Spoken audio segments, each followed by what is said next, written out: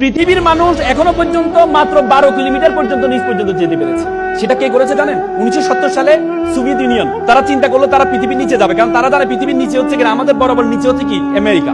আমরা যদি এখানে 6টা বাজে, আমেরিকাতে 6টা বাজে, রাত 6টা বাজে, দিন 6টা বাজে, রাত 6টা। সে চিন্তা করে নিচ দিয়ে যাবে। তখন তাদের গবেষণা পথে তারা নিচে যাওয়া শুরু করেছে সাইবেরিয়া অঞ্চলে।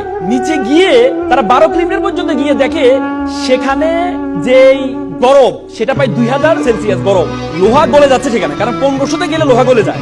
আপনি দেখেন সূর্য আমাদেরকে গরম দেয়, আমরা 40, 50, 60 সেলসিয়াস গরম পাই আমরা। সূর্য আমাদের গরম দেয়, কিন্তু মাটির নিচে কিভাবে গরম হয় পরবর্তীতে আর যেতে পারে নাই। সেই গবেষণা প্রতিষ্ঠানের প্রধান ছিলেন ডক্টর এসবক। তিনি বলেন, আমি যখন যেতে পারছি না তখন আমি একটা মাইক্রোফোন পাঠিয়েছিলাম সাউন্ড নেওয়ার জন্য, ভিতরে কি সাউন্ড হয়।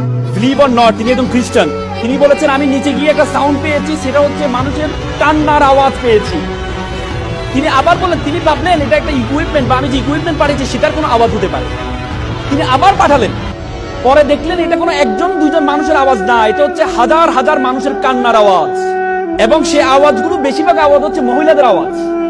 তখন তিনি স্টপ করে দিলেন। তিনি বললেন, I am a communist, I don't believe heaven and Bible, but I believe in hell. আমি জাহান্নামকে বিশ্বাস করি। আল্লাহ রাসূল বলেছেন বেশিরভাগ মহিলা জাহান্নামী হবে, বলেছি কিনা?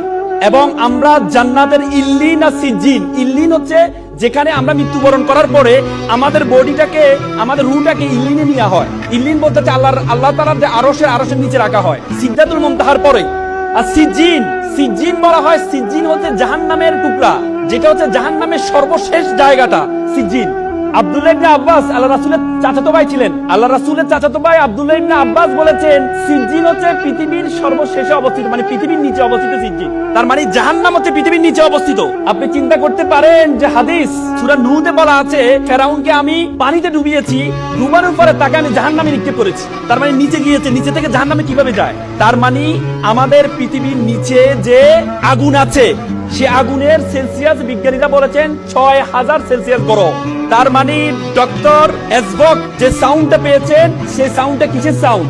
জাহান্নামের সাউন্ড।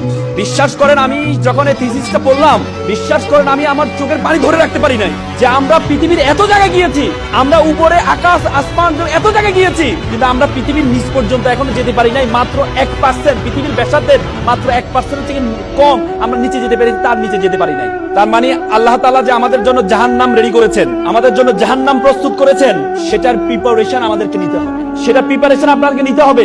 এজন্য আপনাদেরকে এখানে বলেছেন আল্লাহ তাআলা আল্লাহ রাসূলকে প্রথম যে উপদেশটা দিয়েছেন সেটা হচ্ছে ইকরা, পড়ো। আপনি যদি জানেন, আপনি যদি পড়েন, আপনি যত বেশি জ্ঞান অর্জন করতে যাবেন, যত বেশি পড়তে যাবেন, আল্লাহর সৃষ্টি সবকিছু সম্বন্ধে আপনার সবচেয়ে বেশি ধারণা তৈরি হবে।